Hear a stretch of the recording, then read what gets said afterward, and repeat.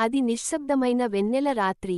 మా పొలాల మధ్య నడుస్తూ వెన్నెల కాంతిలో ప్రతి పువ్వు ఒక కాంతి రెక్కలతో మెరుస్తున్నట్లు అనిపించింది. నేను ఒక పూలకోసం వంగి పసుపు రంగు వెన్నెల పువ్వును కోసుకుంటున్నప్పుడు వెనుక నుంచి అతని స్వరం వినిపించింది. అవి రాత్రిళ్ళు మాత్రమే సొగసును చూపిస్తాయి అన్నాడు రాహుల్, నా చిన్ననాటి స్నేహితుడు. ఎప్పుడు నన్ను సరదాగా చిన్నపిల్లగా చూసే అతని చూపులు ఈ రాత్రి మాత్రం చాలా ప్రత్యేకంగా అనిపించాయి. ఆ పువ్వు నాకు ఒక విచిత్రమైన అనుభూతి కలిగించింది. అది కేవలం ఒక పువ్వు కాదు, అది నా గుండె తడిమినట్లు అనిపించింది. నేను కాస్త హడలిపోయి అతని వైపు చూశాను.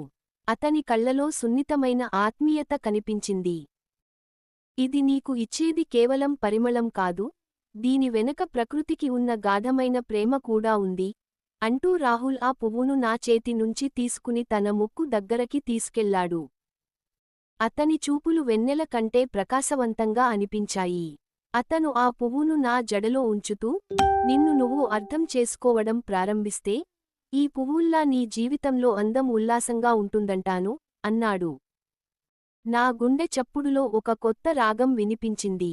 అతని మాటలు, అతని తాకుడు నన్ను ఏదో తెలియని దిశగా లాక్కెళ్ళాయి. ఆ రాత్రి వెన్నెలలో, పువ్వుల మధ్య, ప్రకృతితో అతనితో గడిపిన ఆ క్షణాలు నన్ను పూర్తిగా మార్చేశాయి.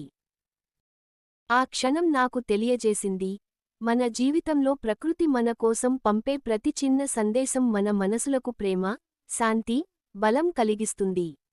ఆ రాత్రి నాకు అతని ప్రేమను తెలియజేసిన ఆ పువ్వు, నా జీవితానికి మరిచిపోలేని ఒక గుర్తుగా నిలిచింది.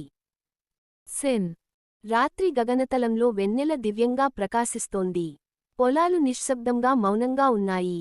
ఆ చెట్టు క్రింద ఇద్దరూ పువ్వుల మధ్య నిలబడి ఉంటారు. రాహుల్ పువ్వును పట్టుకుని ఆమె జడలో ఉంచుతాడు.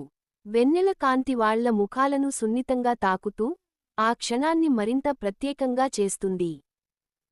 ఆ దృశ్యం ప్రేమ, ప్రకృతి, నిశ్శబ్దం అన్నీ కలగలసిన ఆధ్యాత్మికమైన క్షణాన్ని ప్రతిబింబిస్తుంది.